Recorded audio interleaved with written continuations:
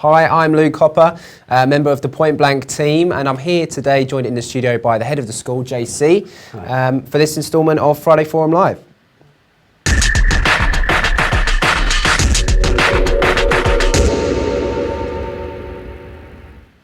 So for those that don't know, as ever, every week, Friday Forum Live is your chance to tune in, to watch us live and to basically ask any questions that you have, really, to get more of a feel about Point Blank, about what we do here, and the kind of things you can expect from studying with us, really. So yeah, we're joined by JC. Hi guys. Head of the school and course developer.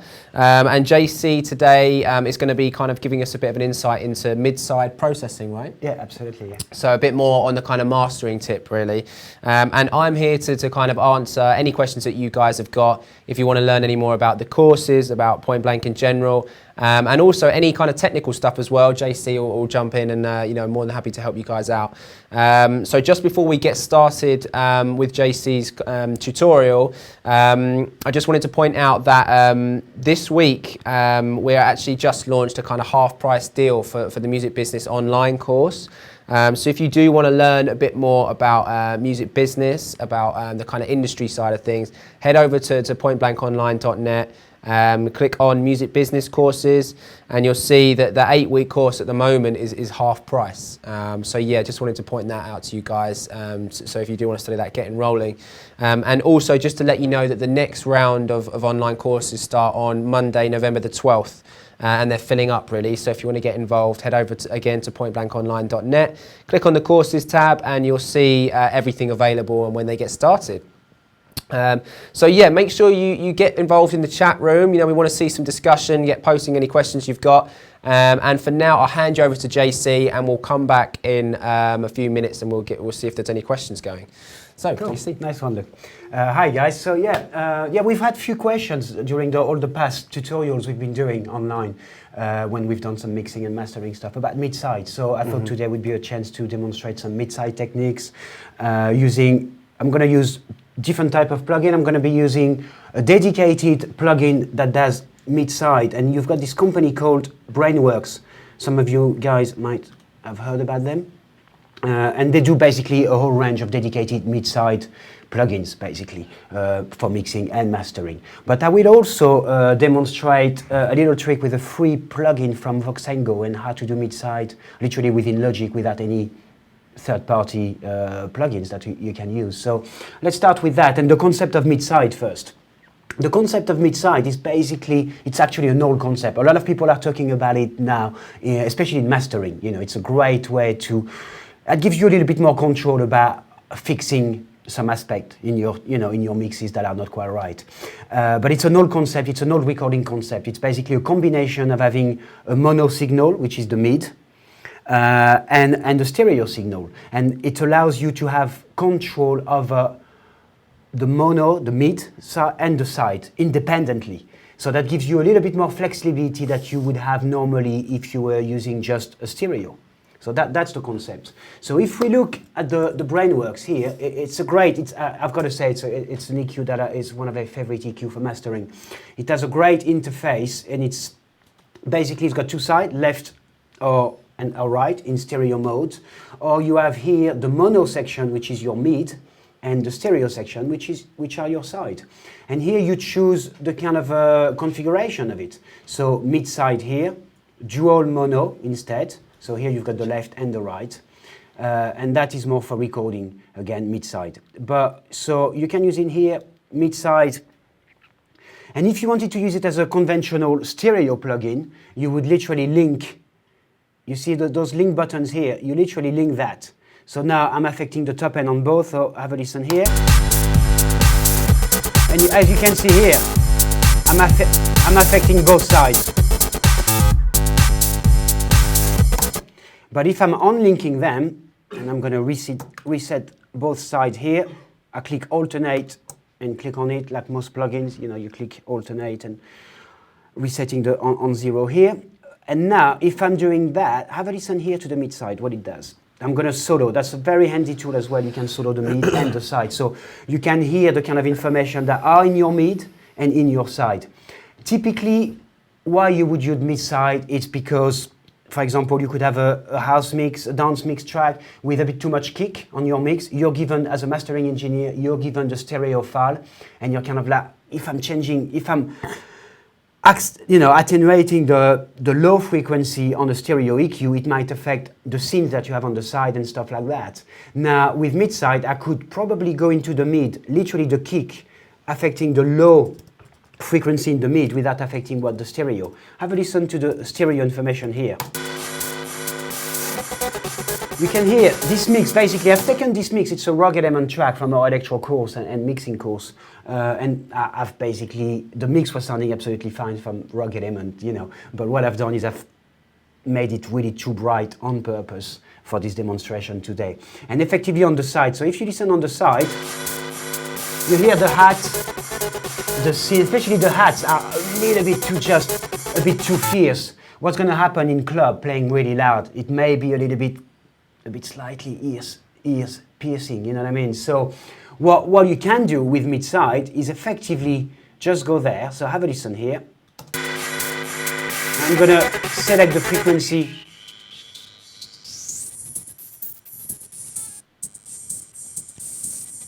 You see those ones here about 8K. It's really where it's piercing on the hats. So I'm going to be able to do a gentle cut on here, but without affecting the mid. So we still have, now listen to the mid, which is the mono. We've got a bit of that, but I like the snare, I like the attack on the snare. So I'm retaining that, but it's a little bit less fierce now because I've managed to do a cut on the side, so the hats. So that's kind of what it allows you to do. Again, if I wanted to, let's look at the bass.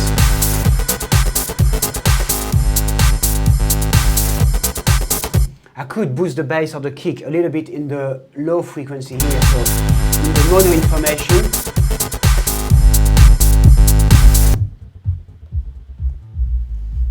Let's put this kind of nice 60 Hertz.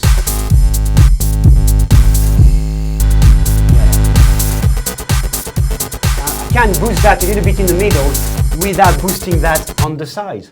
So that's kind of what mid-side allows you to do. Is literally go in the mid and on the side independently. And the idea with that EQ is a dedicated one, but Brainworks are doing a lot of dedicated plugins like limiter, compressors that you effectively are working in the same way. Mm-hmm. Do we have any questions at the moment so far, or shall I carry on? We haven't got any questions as such. I mean, we've got a few shout outs, a few regulars locking in, but yeah, no kind of questions just yet. So we'll get back into the tutorial, and guys, don't be shy, get involved, and we'll answer any questions. Yeah, please, absolutely. That's kind of the whole point. Yeah. Cool. So I just want to give you an overview of what you can do as well with this Brainworks EQ, basically, because I think it's a great mastering tool. It comes with everything. So you see here, you've got your low cut, high cut, and again, you can do it. So when you do mid-side, it doesn't mean that you have entirely to do everything in mid-side. You could have stuff in common. So for example, I could apply a low cut, your typical kind of 20 Hertz, 30 Hertz, whatever needs to be done on your mastering. So I could do it here on each side. And that, because I've linked them, I'm getting that on both. So here we're doing that. It has some really, really cool feature like de-essers as well. It's got a de-esser here. So again, on this hat, if you listen to the solo, I'm going to solo the mono. Maybe I could a little bit. See, I'm making it really, really fierce here, but let's select the frequency here. Let's solo here. And again, you can really solo nail the frequency that you're getting, the little bit, a bit S's or fierce hi-hat or cymbals or guitar, depending what material you're working with, man.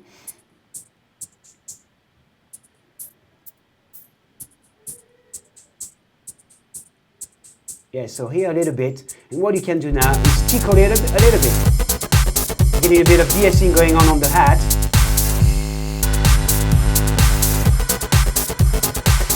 And actually we could link them together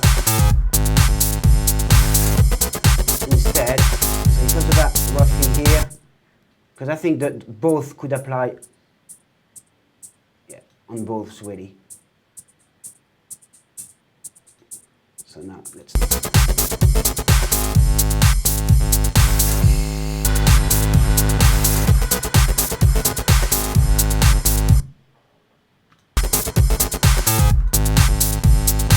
Okay, so now it's starting to work pretty well.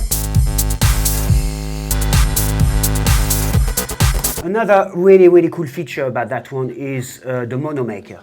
It's basically, you know, we've talked about it I think before in the past, when you're mastering for vinyl, you've got to be careful with your really low-end frequency range from the very bottom to maybe 100, where if it's too wide in stereo, what's going to happen is that the groove's going to literally, the needle's going to jump out the groove, you know, every kind of on the vinyl.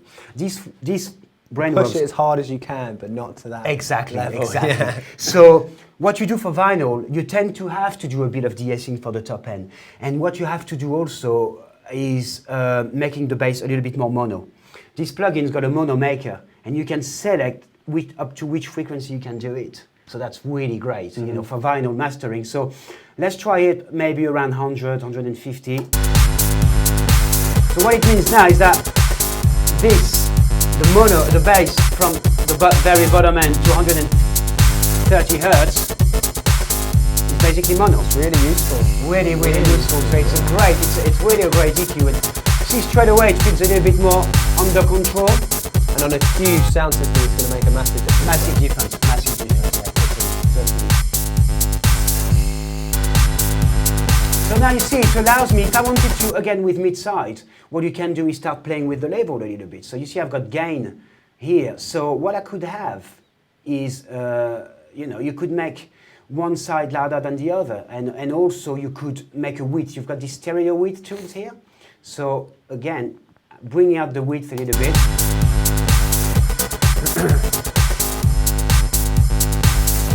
Now if you're going to compare, that's the original version without what we've done so far. See, lacking a bit of bass, a bit fierce in the top end, and now that's our version here. You see that it really works already much better. Now I really want to tackle still a little bit more of those hi-hats. So I'm going to solo the side.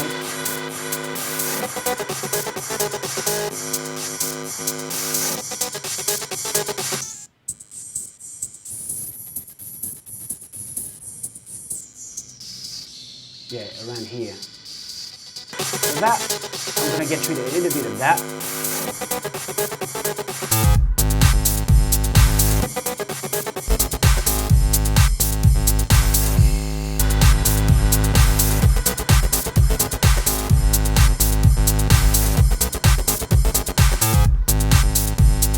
That works really nice now.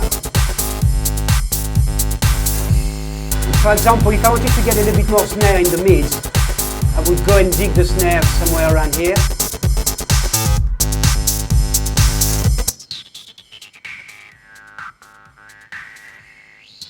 Yeah, I want a little bit of that bite on the snare here. And again, I'm bringing some bite to the snare, but just in the middle without affecting the side. Yeah. And so it kind of works really well for me. That's without.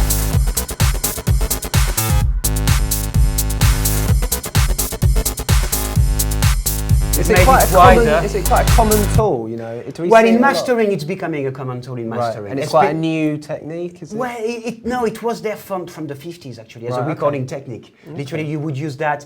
When you record in stereo with two mic, what happens is you may have a bit of a hole in the middle. Right. You know, in terms of your picture. Yeah, yeah. With the mid side, what you do is have a mic here as a cardioid, so you pick up the mid, and then you've got a figure of 8 mic that picks up the side, and then you can balance the mid and the side. That was kind of originally from the 50s, like old third channel compressors even have it to cut for vinyl. So it was already introduced back in the, you know, early on in the process. Now, I've talked to a lot of, personally as a mixing engineers, and a lot of mixing engineers I know don't use it at mixing stage, you know. If you master your own mixes, I would say If you have a problem like too much kick, not enough snare, blah, blah, blah, go back to your mix, fix it. Yeah, yeah. But it's really useful. I've talked to a lot of mastering engineers, and like the guy we've interviewed, Stunt, for our course, was saying, you know, the reality is that more and more people mix at home, send him stuff. And what happens is one of the characteristic of DJ producer mixing on their own system often have too much kick. Yeah, yeah. So straight away, as a So as a mastering engineer, straight away, it's a great way to being able to bring a bit back the kick without losing too much of other information. Yeah, yeah. You know what I mean? Yeah. So yes, it's used quite a fair bit in mastering. Okay. Cool. I mean, we've got a couple of questions up in the chat room. Cool. Let's have a quick look. So, Lupzida, who I think has tuned in before, has asked about specifically courses that kind of relate to this technique and other mastering techniques. I mean, the audio mastering course, right? Yeah, it's part of a lesson in the mastering course. So yeah, if you head over to, I don't know if you can see this on the screen, if you head over to pointblankonline.net and in the mixing and mastering section, you'll see the audio mastering course developed by JC, right? In collaboration with Doug. That's right, Doug yeah. Shiro, who's a very experienced mastering engineer, so we've worked together in developing that course. So there's, you know, a whole load of mastering techniques and topics covered. Definitely something to check out, you know, if you're looking to kind of get those skills down and to get your tracks to that kind of final polished level, really. So yeah, definitely one to check out. This technique's covered, right? Yeah, covered in towards the end, in kind of part of more the advanced techniques. Yeah, cool. So yeah, hopefully that answers your question. We've also got De-Influence, another regular listener actually, who's asked how the plugin knows that the mono have to affect the kick for the mono signal. The way it works, what's the question? How the plugin knows that the mono have effect to the kick to the mono signal because the plugin is on the master. Well, yeah, what I'm saying is that you can't go in the kick. The plugin cannot know whether you're dealing with the kick but what it knows is that you're dealing either with what's in the middle, what's on the side. In a stereo mix, typically your kick is going to be more in the mono information. You know what I mean? A snare might be in the middle. If you make your snare very stereo, then it's also in the information on the stereo. So it doesn't know which instrument is there, but it's encoding into a way that it encodes into mono and split the mono and the stereo. Depending on how you've mixed your track, you can then frequency-wise, go into your mono signal or your stereo signal independently. But it's not based on instrument. I think there's still a lot of confusion between mixing and mastering because of that. You know what I mean? Mastering is very much a stereo file. Again, you know, I'm working on a stereo file here, guys. You know, here's a stereo file. So it doesn't know where's the kick. What it knows is that in the middle, there's those frequencies. And if I'm digging into there until I find the kick, I can bring that out. That's kind of how it works. I hope it answers. Yeah, I think so. He's also kind of followed that up with if it's possible to kind of do the same technique with, is there any free plugins out there? I'm going to show that, Okay, cool. I'm going to show that now, actually. We'll have a look in just 1 second. And also, do you use Brainworks for all the kind of mastering stuff you do? I'm starting to use it more and more because personally what I love about Brainworks is a lot of those features I've showed you guys. You know, quickly I can get a de-esser, I can get the mono maker here, all in one place. And I love the feel of it, I have to say. For me, it feels a little bit like an analog EQ in terms of the feel, but it's very much a digital EQ. You know, it's very precise. It's also very smooth. I don't know if you've noticed, guys, but if I start boosting something here, you know what I mean? With a lot of EQs, if I was boosting by 6 dB, you would really hear much more obviously. It's a subtle EQ. It's a very, very high quality, good EQ for mastering. Yeah, which is what you want, which is what you want, you know. So for me, it has that kind of digital precision with an analog feel the way you use it. So yeah, I have become quite a big fan of that EQ, actually. Okay, we've got a question from David Taylor, who's asked. He says that he uses the Fab Filter EQ and Ozone 5. Yeah. So does all of this kind of theory apply to those as well? Well, I mean, I'm not familiar. I've got to say, I haven't used Ozone for a very long time. I think it comes with mid-side, but don't quote me Yeah, on I think that he one. says. If it comes with mid-sides, then yes, absolutely. That Do would these apply also as they have mid-side features? If they have mid-side feature, then it's exactly the same concept. So Exactly. yeah, I mean, it's You worth know. getting into them and kind of exploring for yourself. I Totally, guess. yeah, completely. I mean, it can be a great saver as well for. I was actually last week mastering a track where the side were a bit dull. It was a guitar, singing acoustic guitar, and the guitar were really dull, but they were quite panned. And the vocal were really bright and S's in the middle, but luckily they were quite mono. What it allowed me to do is I could really go in there and make the vocal duller, remove the S's, and make the guitar sparkly and toppier on the side. And that was really a lifesaver because otherwise I was a bit stuck really on that one. So there are times where it can really help you a bit more than a single, than a more conventional stereo EQ, basically. Okay, D-Influence has actually asked if it would be possible for us to, I guess this is for future Friday forums, to mark the mouse pointer because it's black on black. I think it's a bit hard to view. We'll have to get that sorted out. I have to see.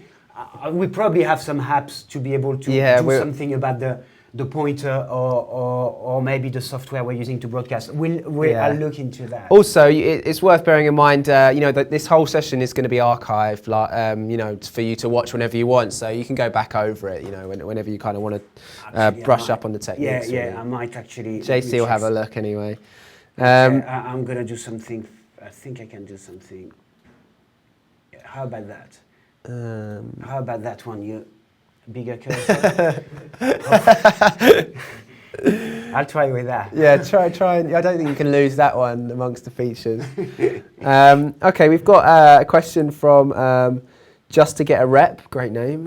Who's asked, said that he has trouble controlling his sub. It flaps and loses its tone. Would this technique help in a way? No, that for me the sub, in order to get a really tight sub, it's all about loads of compression until as much compression as you can without losing the sub. The more you compress, you're going to lose those really kind of like low warm. So it's a balance. But compression is a key feature for bass in general, but especially with sub. Because and also it might be that if you're writing the material yourself, if you're playing the sub a bit too low in the range, each instruments have a kind of a range, and if you're playing a bit out of range, a bit too low, then it will become a bit flappy, losing a bit the notes, the meat. Yeah. So it's kind of like worth being aware of that. That notes have frequencies. Like if you say that A, the middle A is 440.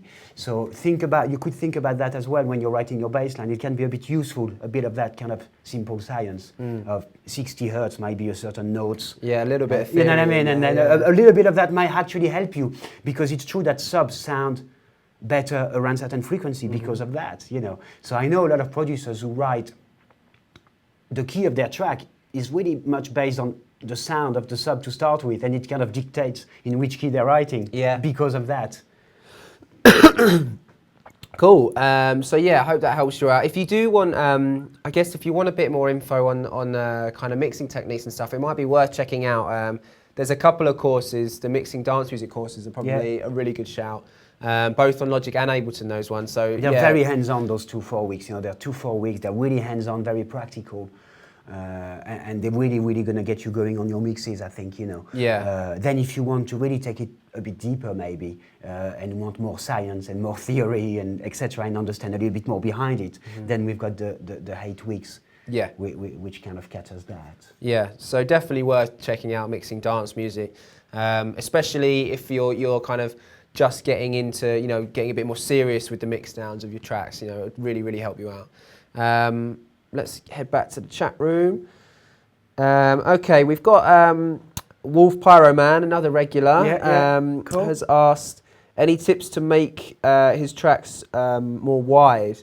When I make the comparison to other tracks, they sound much wider. Okay. Where am I going wrong? Is there techniques to kind of help? Well, it's going to be at the mixing process. You need to look at making maybe more space, and that is achieved with panning, but also special effects, delays, especially delays, modulation, phase of choruses, a bit of reverb, but a lot of delays and stuff. That's going to help you to widen up. But also using mid-side, you can widen up. Because suddenly, if the side, actually the stereo is a bit too quiet, you see this tool, for example, here, stereo width. Let me play you that.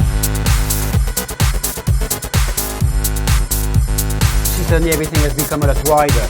Effectively, the wider tools, what it does, it makes effectively the left and right, the stereo information louder. That's what a widener tool, most widener tool work on that kind of pattern. And you notice, while I'm making it much wider, because there was a lot of those hats in the stereo, it makes them louder as well. So you've got to be careful when you're using a kind of widening tool like this one. But it's one way as well, mid-side, doing that. Also, let's say I can't do it here because this one is too bright. I've made it too bright to show you how to brighten up, to actually reduce the brightness on the stereo, so I can't do it. But on the mix, if you use mid-side by brightening only the sides, straight away you're opening up a little bit, and that will also help you to open up your mix a little bit and make it wider in terms of perception. Cool, and again, if you do want to get involved in more mixing tips, learn a bit more, head over to the course page as well and check out those courses. But just want to add, actually, there's a little tool called, I think it's called Solo from Bandworks. It's free, and it has a widening in there. Cool. So there are some widening free, really good quality software out there. So check it out. Check it out, that one. The Solo, I think it's called. Cool. I think that's about it in the chat room. So should we take a look at the free options? Absolutely. So I'm going to get rid of that. If it's okay now that I'm not black on the black, I'm going to get rid of that. The huge mouse. I'm finding it quite hard to click on things. Maybe I've gone a bit slightly over the top. Okay, let's keep it that way, so hopefully that will be good for you. So the way to do it with this free tool, it's from a company called Vox & Go, which some of you may be aware of. Great limiter as well, great EQ for mastering, great limiter, a limiter called Elephant, great, quite transparent as well. There's a lot of great tools out there, you just need to try them out. And what it is check it out. Here we've got that, and it's called MSED, mid-side encoder decoder, I think it stands for. And there are several ways to use it. You've got inline, and then you've got encode and decode. When you work with like that, you can use the inline model. So basically here, I can't make it bigger, that one, no it doesn't. So you see here I've got the mid, the gain, and the side, the gain. So again, what you can do here is, for exactly what we've talked before, there's too much, the vocal in the middle is too loud, the drums are too loud, you can turn down the mid, literally the gain here.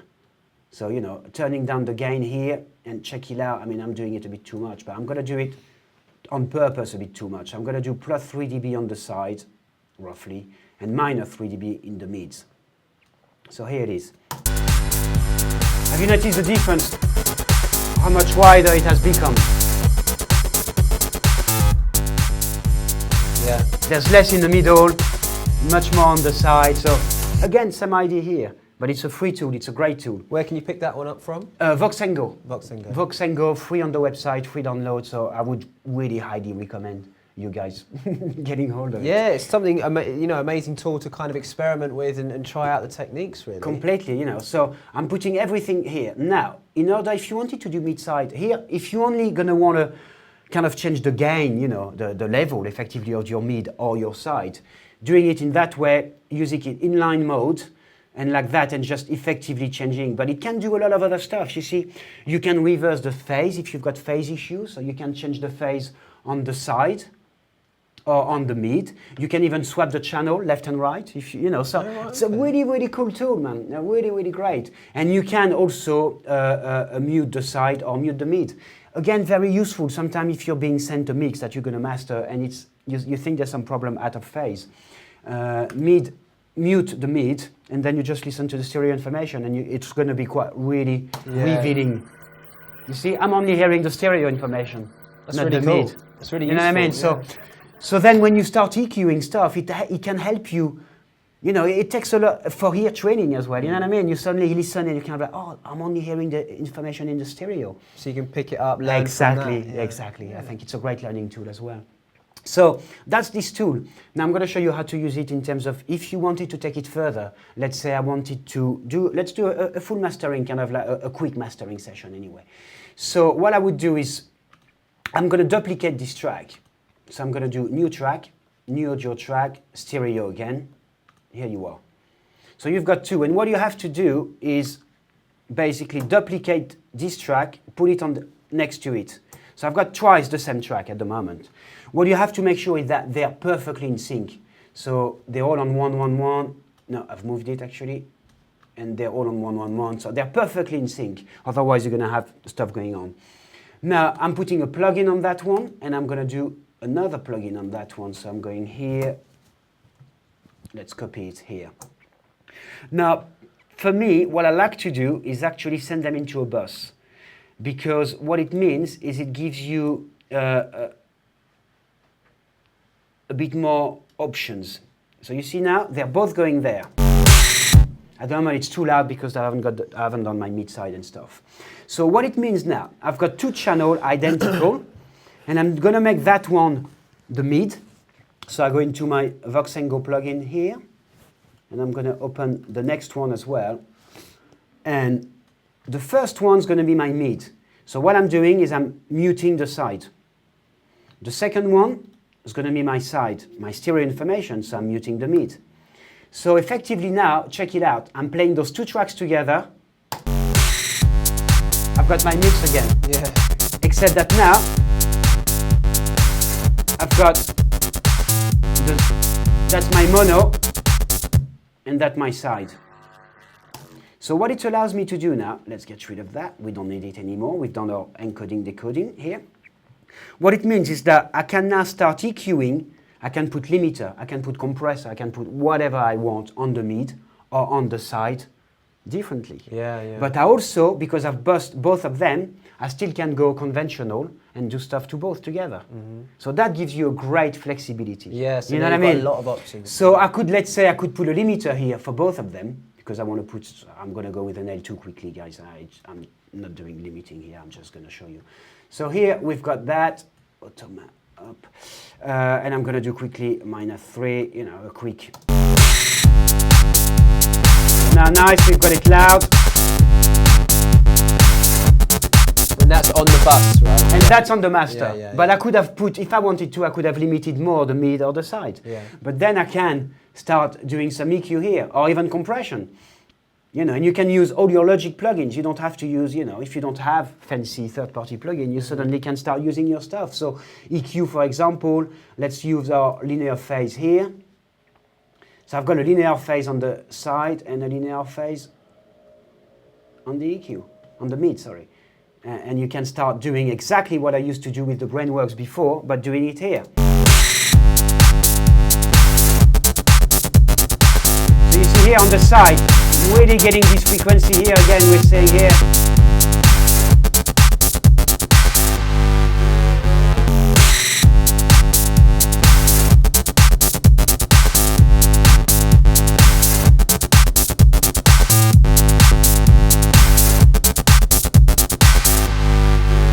Can turn that a bit. You see here on the side there's not much bass. It's interesting to look at the graphic analyzer as well, guys. You can see here the bass is very much mono, less bass here. Makes sense, you know, that's what you would expect in a mix. So I can put a low filter here at 30 Hertz, and maybe I don't need it here, but I'm gonna do it here anyway. And if you wanted to make it a bit wider, now on the mid I want to put more snare.